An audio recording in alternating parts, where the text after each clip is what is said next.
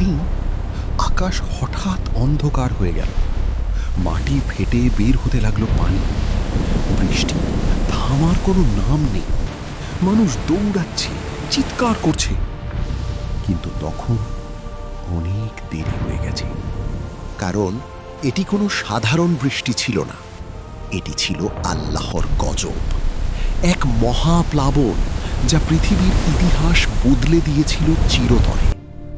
তিনি বলতেন, তোমরা এক আল্লাহর ইবাদত করো, মূর্তি ত্যাগ করো, পাপ থেকে ফিরে আসো। তিনি বলতেন, তোমরা এক আল্লাহর ইবাদত করো, মূর্তি ত্যাগ করো, পাপ থেকে ফিরে আসো। কিন্তু তার কওম, তারা হাসত, তারা উপহাস করত, তারা বলতো, তুমি তো আমাদের মতোই একজন মানুষ। তারা ধনসম্পদ আর অহংকারে ডুবেছিল, তাদের হৃদয় ছিল বন্ধ। নূহ আলাইহিস সালাম বারবার সতর্ক করলেন, একদিন শাস্তি আসবে। কিন্তু কেউ বিশ্বাস করল না, বরং যারা ঈমান এনেছিল তাদের নিয়ে মজা করা হতো। এই অবস্থায় নূহ আল্লাহর কাছে দোয়া করলেন, হে আমার রব, এরা সবাই অমান্যকারী, তুমি আমাকে সাহায্য করো।